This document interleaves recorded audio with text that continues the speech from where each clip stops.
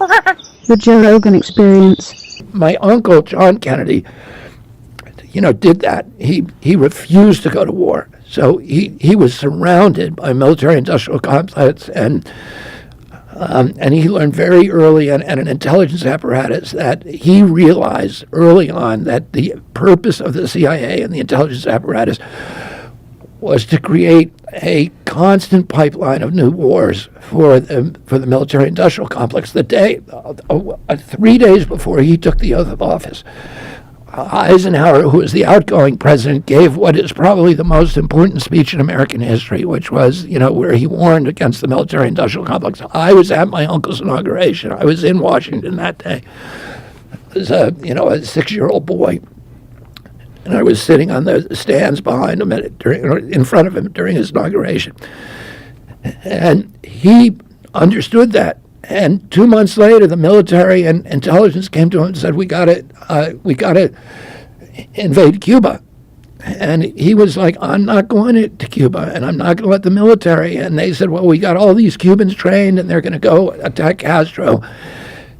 And he said, well, we can't, the U.S. government can't be doing that. We can't be attacking. I don't like what Castro's doing down there, but it's not the United States' job to dictate what kind of governments other countries have. And they said, well, as soon as they land, there's going to be a big revolution. Everybody's going to rise up, and they're going to overthrow Castro. And he said, well, you can't use the U.S. military. And they ended up bringing those guys over with United Fruit boats. And in the middle of it, in the night, they came to him and said, they're getting wiped out on the beach, and you need to send in the military and invade. And he said, we're not going to do it. And he stepped out of that meeting, and he realized they had been lying to him and trying to trick him. And he said, I want to take the CIA and shatter it into 1,000 pieces and scatter it to the winds. And then, for the next 1,000 days of his presidency, he was at war with his military and intelligence apparatus. They tried to get him to go into Laos. He said no. They tried to get him to go into Vietnam with combat troops. They said that we need 250,000 combat troops. He refused. Everybody around him wanted him to go into Vietnam. He sent 16,000 military advisors. That's fewer people than he sent to get James Meredith into Ole Miss in Jackson, Mississippi, to get one black man into school. He sent fewer in Vietnam. They weren't allowed to fight. Many of them did. They violated the rules of engagement. In October of 1963, he heard that some of his Green Berets had been killed over there. And he said, I want a total casualty list from Vietnam. And his aide came to him and said, 75 Americans have died. He said, that's too many. And he signed that day a national security order ordering all troops out of Vietnam, U.S. troops. The first 1,000 over the next month, and then the rest by the beginning of 1965. And then a month later, he was killed.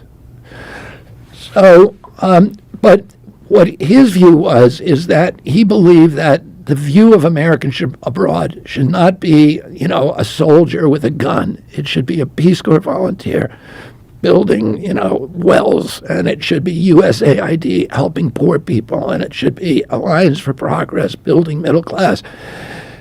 And that's what he did. And he just started the Kennedy Milk Program to give nutrition to poor kids all over the world. As a result of that, in Africa today, there are more statues to John Kennedy, more boulevards named after him, more hospitals, schools, universities, avenues in all the major cities named after him than any other president. And that is the Chinese have taken that template and done the same thing now. And they are, all these countries that were supposedly allied with us are now realigning with the Chinese, and they're switching to their currency because the Chinese are not there to kill people. They're there, to build roads, to build universities, to build colleges. And it turns out that people like that a lot more. And, we should be projecting economic power around the globe and not military power. It will make us much stronger. But what do you think happens when you get into office? Like, if you're talking about your uncle who was assassinated, and you believe the intelligence agencies were a part of that, what happens to you? Well, I got to be careful. I mean, I'm aware of that, and I'm not. I'm aware of that danger, and I don't live in fear of it, at all. But I'm not stupid about it, and I take precautions.